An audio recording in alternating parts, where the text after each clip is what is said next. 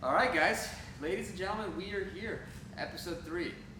You would think that third time's the charm and I would get it correct and have a flawless episode, but you were wrong. Half of it got cut off because I forgot to press record on the camera. My producer was at work.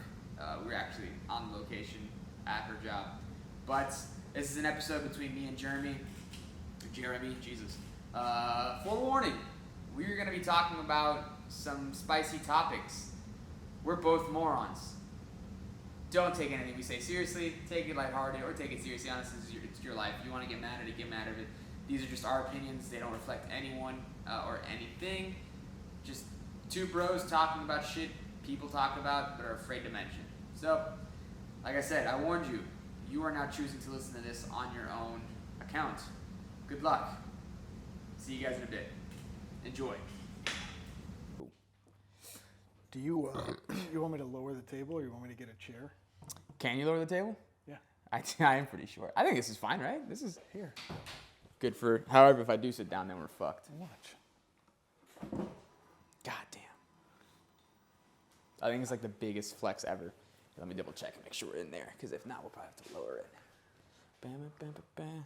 Oh, we're still in. Dude, I did look like a child just then. It's probably better now. Sweet. Now we're recording. Okay, so we either have a professional discussion or we give people what they want and go straight into, what is it called, international politics.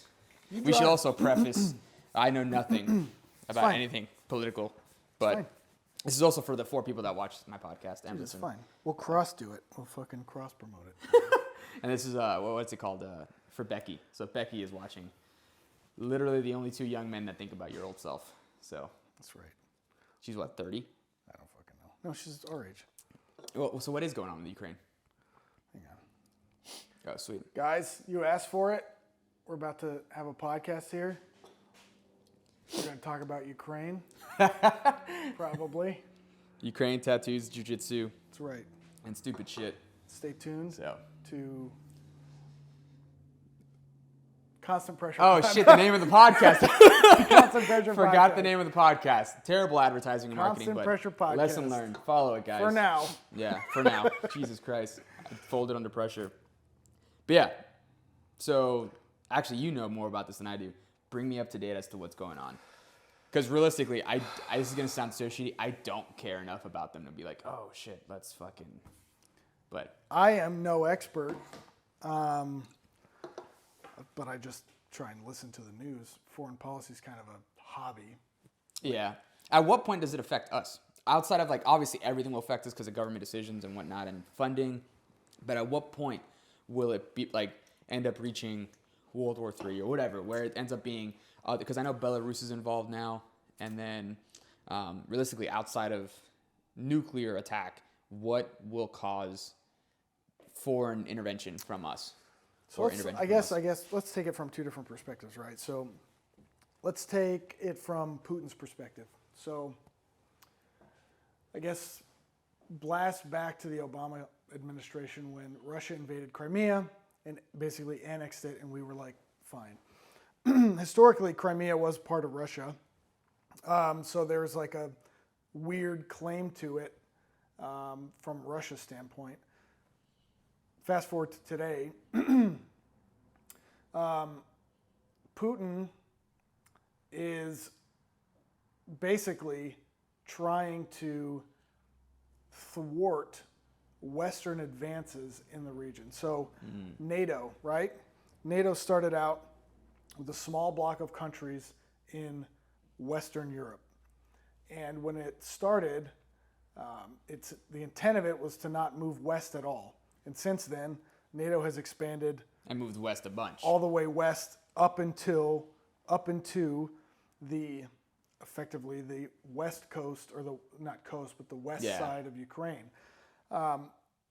So from Russia's perspective, NATO, effectively American interests, have crept closer and closer and closer to his borders, while he has been forced to just kind of accept it.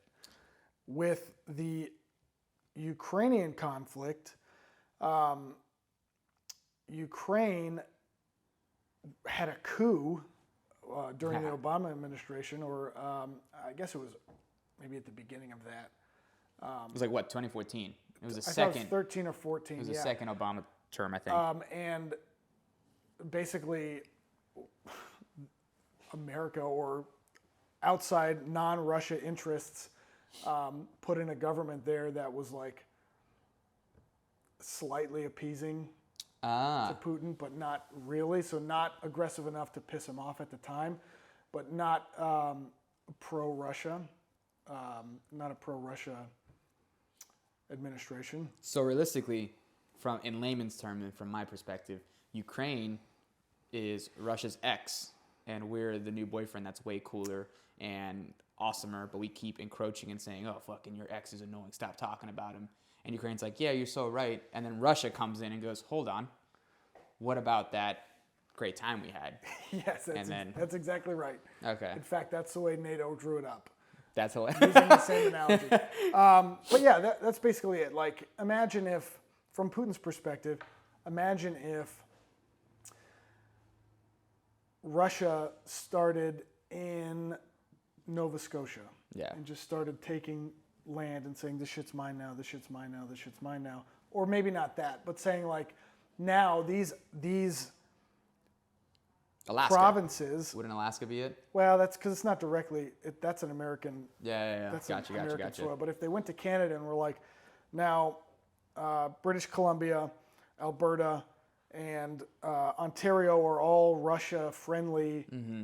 In fact, Russia has a similar like NATO thing. It's called I forget. It's like OTS or OSR or something like that. I thought that was communism. It's basically no. Oh. It's basically like a group of pro-Russia. It's like a pro-Russia bloc that's like the antithesis of NATO. But anyways, from Putin's perspective, we were basically making islands of American influence right up to and close to Russia's border, including putting munitions there that could literally reach out and touch Moscow. Yeah, that's basically the Cuban Missile Crisis, but on their turf. Yeah, so fast forward to today, Russia's like, stop doing that shit. And then Ukraine's like, well, maybe we'll join NATO. Yeah. And Putin's like, well, that was never the intent of NATO. And like, the only reason we kind of basically gave up communism was because we settled on this agreement that NATO would do their thing over there and they wouldn't encroach on our stuff.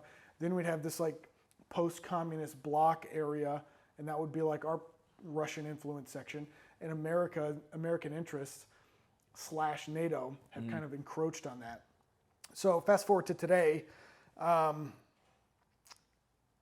Putin's got a lot of pressure from the nationalist side of Russia to like go out and take all that shit back. It makes sense because that seems like a very logical and peaceful option to do. Realistically, what's happening is adults can't share. They can't come to terms and go, hey, that's right. This block, I like this shape, I want right. it. And America's like, well, maybe I want it. It looks cooler over here.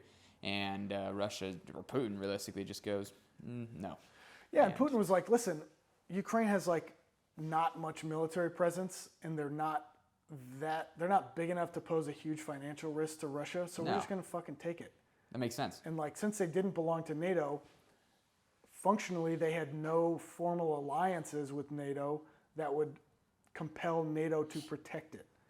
So it's like the difference between somebody picking on your little brother or somebody picking on a random kid. It feels different, right? Yeah. You don't want them to pick on a random kid, but you don't care care if it's enough. your brother, that's you're gonna get down. Yeah, but for what sure. America's done. Go ahead. No, my thing is I see that point for 100%. However, I think what is people don't understand, and I think that's something that you understand and most adults that have dealt with some sort of violence understand is the propensity for violence in those situations. Protecting your brother is fine, but the repercussions for it, you might get your ass beat, or that guy might get his ass beat. Your parents might hate you, or whatever, their parents might hate you. Worst case scenario, you get pressed charges for battery and all that nonsense. But for Christ's sake, there's no threat of nuclear war between brothers, or there's no threat of death between brothers. Like, I get the whole nationalist thing, and I get the whole fighting for it. And realistically, like, if it like, because everyone always goes, oh, what if this was America? I don't know. I can't speak on that term on how I would react because I'm not there. I live in a very comfortable bubble that is the United States of America, and I can't sit here and act all tough and say I will fight for such and such. I don't know when that situation comes. My family is a whole different story, but that's the thing that frustrates me is people like to speak on those terms without realizing that death is what comes next to innocent people. There's those that fight, but there are innocent people losing their lives based on the opinions of others that are pulling the string in whichever way. And people here living in America don't realize how sheltered they really are. They get to watch war on TV as opposed to being there and not listening to the Ukrainians' opinions. And realistically, it's hard too. Everything's such a isolated echo chamber on both sides. There's, we should fight and protect Ukraine, and then there's, no, that's their problem, let them be. But no one listens and thinks about that, which is ironic because the people that don't want to fight for Ukraine were the ones that were pro-invading Afghanistan. And then the ones that do want to fight Ukraine were the ones that were against invading Afghanistan. There's hypocrites on both sides. But it literally just happened. We pulled out of a 20-year war. I was in the 4th grade when I think Afghanistan reached the 3rd year. Yeah. No one likes to mention that or talk about that and see the failures from that. It's like I'm seeing it as we're just repeating. We're going to end up repeating that same cycle of people that don't understand it losing their lives for something that is, at the end of the day, 2 grown men. One's senile, or actually, both of them are senile. You know? Yeah, I mean, I think Putin probably has his faculties more so than Biden on an average day. Maybe Biden has good days, maybe Biden has bad days, but on the average, I don't think Biden himself as a man is as intellectually savvy as he once was. But Biden has people telling him he's stupid. If you tell Putin he's stupid, you're dead. So I mean, Putin came from the KGB, which is now the FSB. But so here's the spicy part about it. Ooh. If Russia just invaded Ukraine, they would have had a much, much better chance of taking the whole thing if we had not gotten involved. I know, and that's the only reason Ukraine is not completely flattened and or overrun by Russia is because we have propped them up to the tune of $1 trillion. Absolutely. Somebody asked me, is Ukraine really sovereign if they're basically floated by $1 trillion of U.S. money and weapons? And I said, this is my exact response. Ukraine is a sovereign country in the same way that my testicles are sovereign from my body. That's awesome. They're separate, but but they together. Can't really exist without my body. Yeah, exactly. In fact, there's a statistic that said within 2 weeks of the kickoff of the conflict, Ukraine would have been completely out of small arms. Like they would have been out of bullets. 100%. It's exactly like Puerto Rico. I'm Puerto Rican. My family's Puerto Rican. I was born in Puerto Rico, so I got the card on this one. But you're Puerto Rican until it's beneficial to be American. You're Puerto Rican until someone calls you Mexican and goes, "Whoa, bro, I'm American. Chill out." You know. So I think that's the same thing with Ukraine. Is they're sovereign until it's time until they're getting beat up by some new kid on the block or their abusive ex, and they're like, "Wait a minute, we're American. We love America." Blah blah blah blah. And that's where I don't see the necessities to just continue on with that. And there's definitely and this is coming from the perspective of you're more educated in this than I am, but at the same time, we're not at that level of knowledge to where we can 100% decide on those factors or give an opinion on those factors. It's just frustrating that a lot of people that do give their opinions and have a voice and really do end up getting an audience on it are the ones that know nothing. Whether you're a news correspondent or some blogger or whatever, they're still in the comfort of their own home behind a TV screen in a desk, and they don't have to go fight a war that blue they and didn't yellow start. Flag. Yeah. They put a blue account. Dude, there was one. I was guilty of that too in the beginning. I bought a shirt that had sure. Putin X's eyes, and I don't wear it anymore. I'm cool with that's fine. But the whole screw Putin thing, cool with that one. But the whole screw Putin but support something that we don't fully understand is where it is. There was a car. I was leaving the shop, and I was headed home. The car in front of me literally had every sticker in the book. Every flag sticker, every pronoun sticker. Coexist. And they had the there was a sticker that said, "I'm sorry for your racism." All this stuff, the most screw you stickers on there. And I pull up and it's some white chick that dealt with, and none of that. Yeah. She looked like a white straight chick. Mid 2000s BMW. Yeah, it was a minivan. It was a family minivan. Yeah. And I'm like, it's exactly the people that the stick figures on the back. Yes, dude, it's ridiculous. It's so frustrating that those people they'll put all those stickers are just a hey look at me kind of thing. Yeah. It's just those are the tattoos for people that don't want to get tattoos. Just, Yeah. hey, look at me and what I do. I'm so different, but yet I drive the same car with everyone, and I have a minimum wage paying job, or I'm upper middle class, and I wanna like, it's just, I'm helping. it's so frustrating. I'm helping by not helping. To round out the Russia conflict, in short, Yeah. it's like this. You've got a 5'2" chubby kid that's a bully Yeah. fighting a 6', 200-pound guy.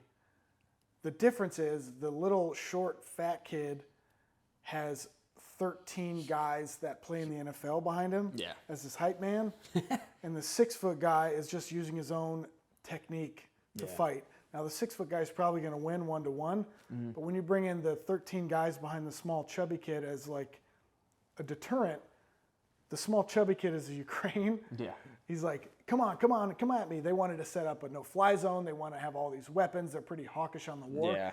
But as soon as the U.S. backs out, they're going to be like, just kidding, bro. Yeah, Leave me alone. we're not supporting you. Yeah. Or I'm gonna put my tinfoil hat on this one. Let's do it. Let's get fucking spicy, baby. What is it? So this whole it's a proxy war, if I'm not mistaken, right? Isn't that what Afghanistan was? It was Afghanistan. We sent our Iran troops is a there. proxy war. Iran's a proxy war, and then a proxy war is realistically a war you're not directly fighting. However, you're supporting the sides.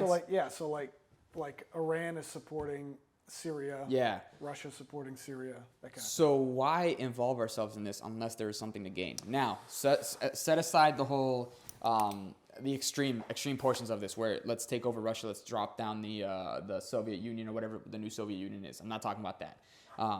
What I'm talking about is we just got done with COVID. We just got done with a collapse not a collapse, but an economic stressor where people are struggling. Our economy was down. People are now finding jobs again. What has boosted the economy throughout history other than war? Yeah, it's the number one unifying and financial driven thing we can do as a country. In fact, when we left Afghanistan, we left a $60 billion a year budget hole for all of the defense contractors. And they needed something to fill it up. Got to go somewhere, or else they're going to call up every senator in every state and Yeah. say, if we can't make these jabs, we're going to have to shut down 500 of our plants and lose 6,000 jobs in your district. Yep. Sorry, bro. And then old Schmuckatelli, Nancy Sweater Pups Pelosi, Heck yeah.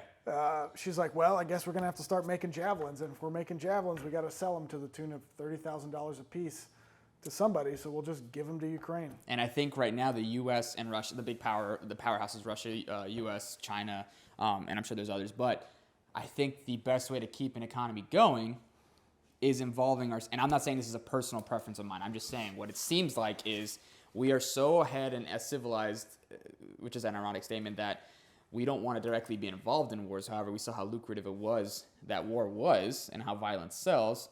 So here's a war that's about to happen. It already started in 2014. We see it encroaching itself. We have the ability to sell it as Putin's doing the same thing. We're denazifying Ukraine. Yeah, we're the good guys. It's always good guys. It's always good versus bad. So let's use that and sell war. Let's sell what's going on. Let's sell everything that's happening in regards to just like, hey, this is what it is. We'll give you your stickers. We'll give you your bands. We'll give you everything that says you support it or don't support it. We'll split the crowd in the middle, and then boom, we're going to sell war, and we can make our money with the javelins and small arm munitions and all that stuff. Yeah, it's in regards to that. Hold that thought. I'm going to check, make sure the camera's recording. And I can cut it right there, actually. Sweet. All right, but yeah. Continue. There you go.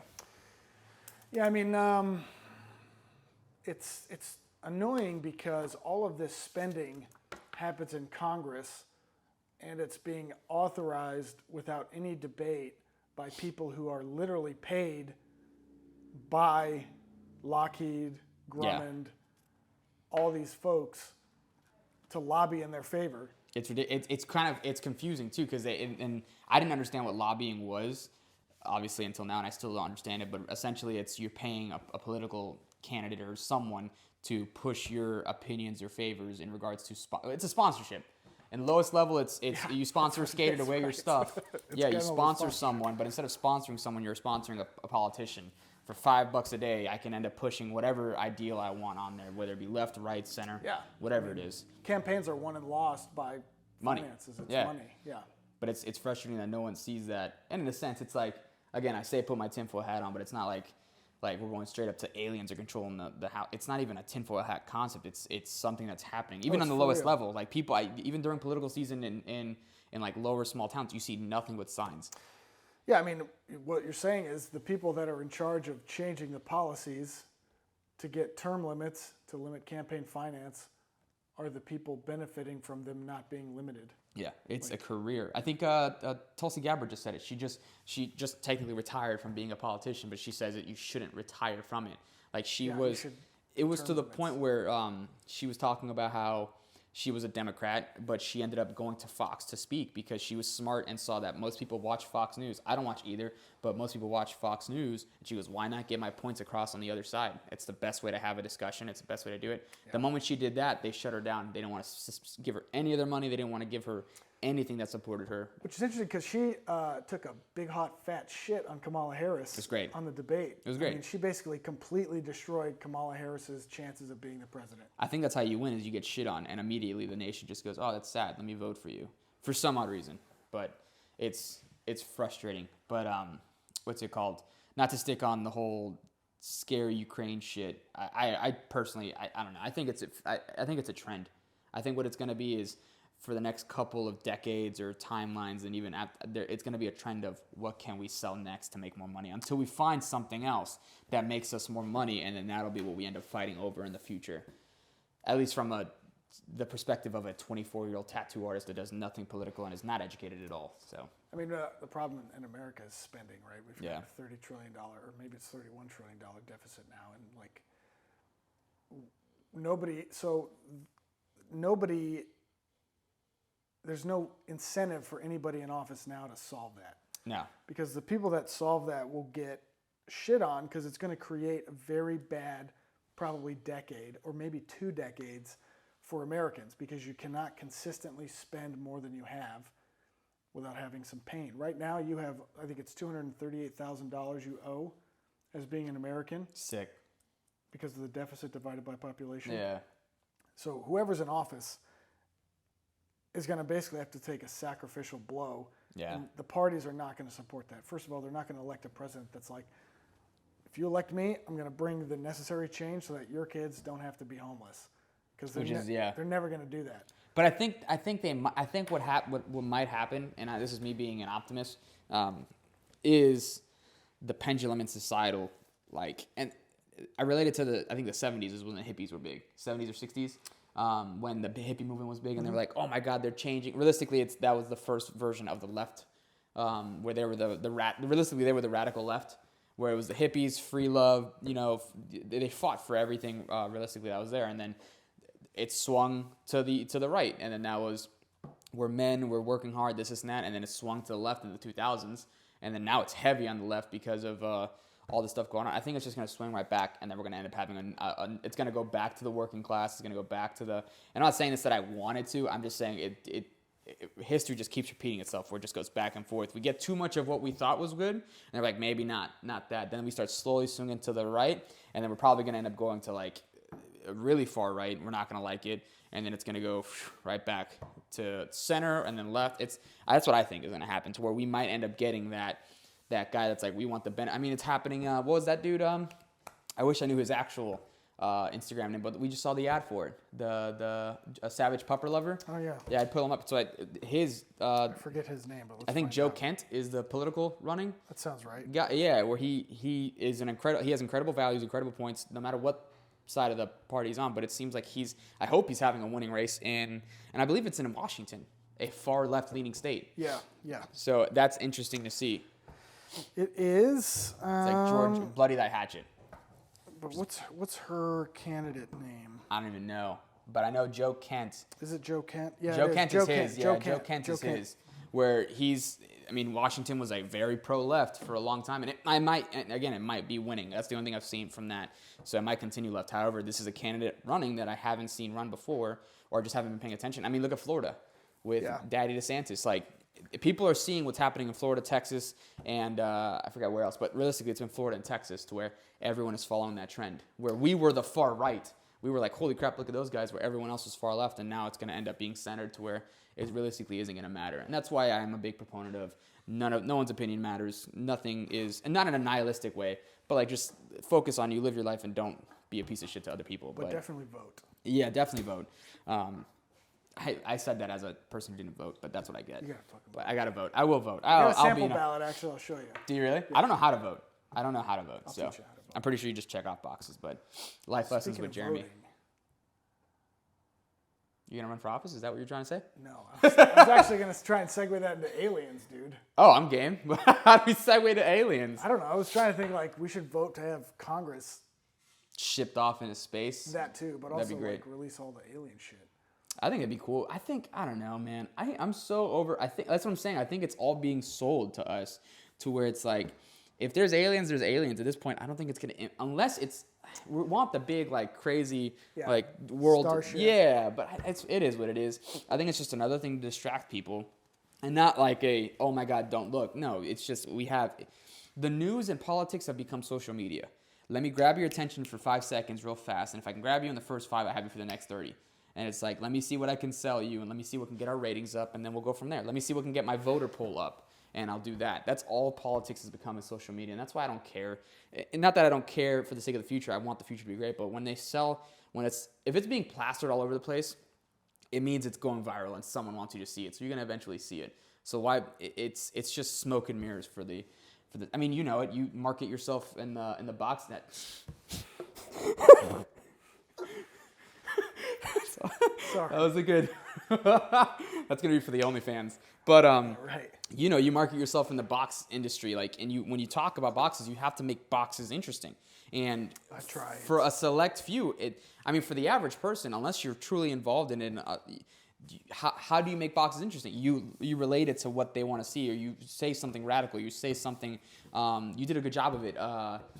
There was something where you said, "Oh, let's check out my package." And that statement right there is like, what the fuck's this guy doing, you know? But it Tiffany, does good. Our chief of staff manages most of our marketing, and we did a thing about Tetra Pak, which are actually, they're like envelopes of milk, and she labeled it milk pillows. And Yes, that's it's hilarious. the #1 video on. Yeah, that's what I'm saying. And that's how much more. Hashtag milk pillows. Yeah, hell yeah. Like Don't look it up, kids. That's what gets views. So what gets? I mean, we have and that happened around the time of the virus. We have people mad. We have people protesting. Aliens. Let's say we don't. It was what is it? Plausible deniability. Is that what the word is? It might be. I'm not sure. Where you can release the information but can't confirm or deny it. Oh, that's a GLOMAR response, and it's plausible deniability. That's what I'm saying. So like that way we don't give them answers, but that makes them keep thinking. It gives people like, ooh, I don't know. What do you think? Yep. There we go. So that's exactly that's all that is. That's why it's just a big hodgepodge. Another segue from aliens. Let me check, make sure we're good, because we're kicking off. Hell yeah. You gotta stop and start it again? No, it's there. I just want to make sure. I can end up cutting and going. But anyways, aliens, into another segue, Vegas. Because we talked about, we had an episode recorded, but I fucked up like normal. This one's not. This was pretty organized and well done. But we went to Vegas, and we went to go see ADCC. Speaking of aliens, those are fucking, not illegal aliens, but like freaks of nature. It's amazing what a little prayer can do. A little prayer, a little acai. Dude. Gets you blown up. What's it called? We got to see Sexy Sal. Sal was a highlight. If you want to do seats and sit down. I'm game with sitting. Let's do it. Hold on. Get Pause. this chair. Break. A word from our sponsors. Get that. All right.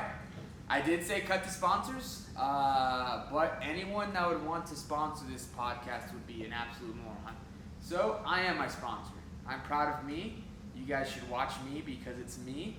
And yeah, come get tattooed by me. Books are closed right now. But, oh shit, sponsor, hoodie. We got hoodies on the site. Order yours or don't, honestly, it doesn't matter. This is going to be in here just for the sake of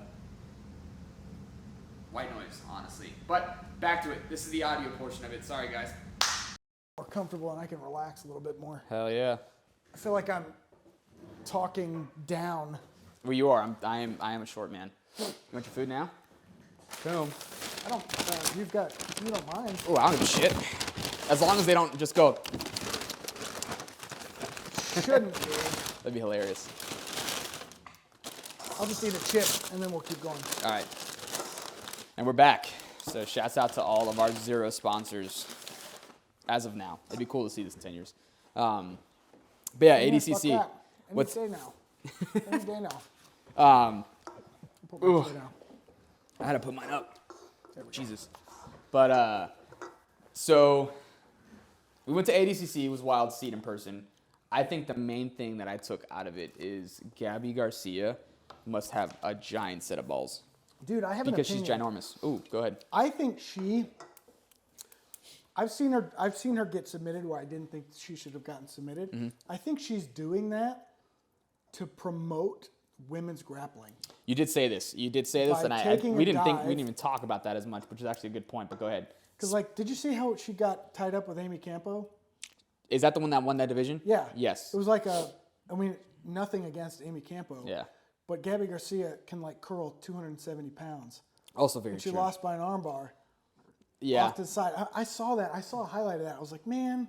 Well, she did that to Mackenzie Dern. Mackenzie Dern had her in a triangle, and she just picked her up and, like, slid her off, which is incredible to think. I mean, she's a giant person, and Amy Campo. But I think the difference is Mackenzie Dern was it was the absolute division, and she was a small. She's very small. She wouldn't even be in that. What is that? Plus 66 kilos. Yeah. Which is crazy to think. I think there Is were it only. 66 or is it? I think it's plus 66, but there's only 2 weight divisions in women's grappling right now for ADCC, if I'm not mistaken. Yeah. And it's minus 66 and plus 66. Gabby Garcia is well over plus 66. Yeah. She's so like if you, 300 pounds. yeah, so if you just hit which 66 to pounds is I think 122, 120, 66 like 135. 135. So 132, yeah. Yeah, above 132 pounds. If you're above, let's say you're 134, you're in the plus 66, and you're going to be going against Gabby Garcia, who's just shy of 200 maybe, which is a crazy. Gabby Garcia? Yeah, what is she? Dude, she's like 240? 265. That's ridiculous. me So that's the same weight difference.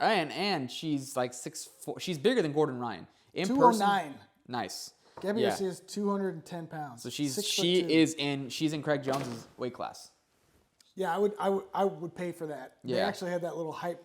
Well, he talked about it. Craig Jones actually had a really good podcast. He talked about the Gabby Garcia match and how it might happen, it might not. But either way, that'd be an interesting thing to see. Because at that point, I think that's just men versus women. That's genetics. That's not. You could be as big as you want. End of the show. You can. I don't know. There's a little bit of a gray area in the men versus women. Yeah. argument Also true. Also for true. for that match. Yeah, that's Gabby Garcia. I think has fully transitioned. Also, actually, fuck it. If she's not watching this, but Not yet. Not yet. Oh my god, that'd be Until it fucking blows up hilarious. for saying Yeah, something stupid. that'd be my second claim to fame. I get beat up by Gabby Garcia. The first one's double Minari. Second one is getting my shit kicked by Gabby Garcia. Which honestly, that's like going down in a basket of flames. I'm cool with that. But I'd fucking pay to watch that. hell yeah, dude, I'd probably market that pretty well. The tattoos I'd get out of that would be sick. Oh my god. You should get an armbarred, like a little version of you that'd be getting fucking. armbarred by That would a hurt. I huge don't think man. she has to. And it's like I think she's wearing a cup, but she's not. She's just got a freaking Mom's pubis. Yeah, maximum. dude. Just armor, just straight. Oh, that's Your so forearm scary. might be the same length as her thighs are thick. Oh no, thicker. Her thigh is way thicker than that. I think because that's just shy of. I'm not sure. Oh, it's empty. But yeah, No. I mean that's what I'm saying. Like thickness. thick. Yeah, that's what I'm saying. Like this is how wide her thigh is. I think it's way thicker than Yeah? that. I think my arm might be close. Like right she here. might take the whole joint. Yeah, she's ridiculous. Like as far as that's terrifying. That's depressing. But my point is, I yes, think go ahead. she is systematically hype beasting for women's grappling by losing. It's like which it makes sense because I think everyone was very sexist at ADCC the moment the women's got came on. That was everyone's the break place was to get. empty. That was and we wanted to watch And I wanted specific. to, yeah. We wanted to watch specific women's matches. I wanted to watch Kendall because Yeah, I love her. That's hilarious. Is she the big one in the pink? She's the one that fucked up her knee. Yeah, That was disgusting. I wouldn't say she's big. She's bigger. like I just nice anything and- plus 66 would be the bigger side, and I'm not talking about Nice like and obese. thick, Hector. Yeah, In the right way. Kendall, if you're watching.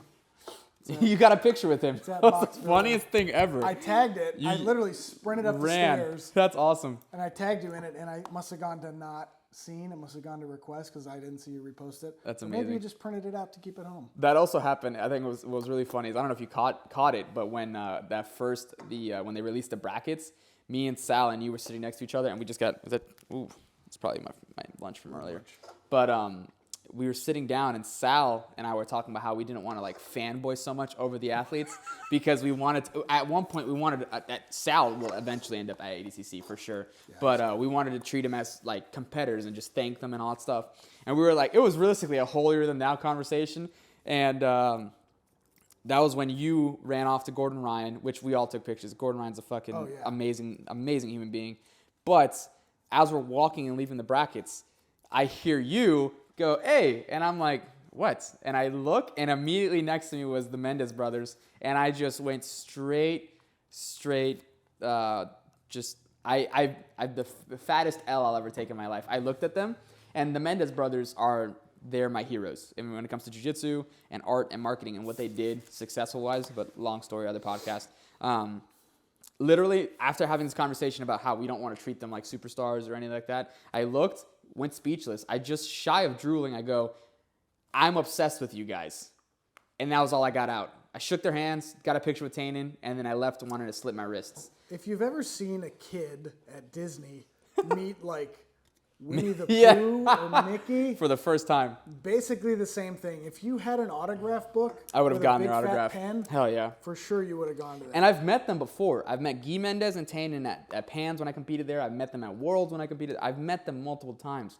But for some odd reason, that one moment, I was like, oh, God. Like, they're both there. Everyone was there. It was half of Guy, Tannen, and I believe Cole's dad was there, too, because Cole was competing. And, yeah, I even tried training at their gym. But they were obviously closed because of Worlds. But yeah, just shy of, I don't know how they don't have a restraining order on me yet. It's insane. But yeah, that happened. And then, holy shit. And then I learned, this is fast forward. This was after day one, 11 hours. We go to the casino. I learned how to play craps. Oh shit, that was a fucking blast. I forgot about that. Yeah, I didn't because the same thing happened to me again. But we're walking to get, and I don't drink often. I don't drink at all. But I had, what is that? It was like lime and whiskey. You call it ranch water? Ranch water? Maybe. I don't know. It was like soda water, tequila, fresh lime juice. Yes, there was alcohol in my beverage. Shouts out to Sal. And I drank one and I was tipsy. So I am under the influence and I'm walking. We're getting more cash because I lost a lot of money at first. We're getting more cash. And I look at this family walking in. And it's just a woman, two women, and a boy. So obviously mom, daughter, and son. And they're all wearing Origin stuff, right? And it's going to make sense here in a second. I'm like, what the fuck? That's so cool. And because I'm like flabbergasted. There's a lot of people for the event there. And that usually happens. Everybody, it was everywhere. You saw everyone somebody famous. So they're walking and I'm staring blatantly. I didn't even notice it. I'm not realizing it. And I'm looking and they pass me. And I do the whole like, oh, what the heck? I wonder who they are. And so Jeremy is this guy that I end up meeting. I'm looking and I turn, and Jocko fucking Willink is there. That was his wife and kids that I was staring at like a freak. And all I say again was, oh shit. And Sal saved the day, and he wanted a picture, and I wasn't composed. I don't drink for that exact reason. I don't. If I was even more drunk, I would have tried getting naked in front of Jocko. But it was ridiculous. I embarrassed myself there to one of my heroes. Like, he super great guy. I'll for sure meet him again and fix myself there.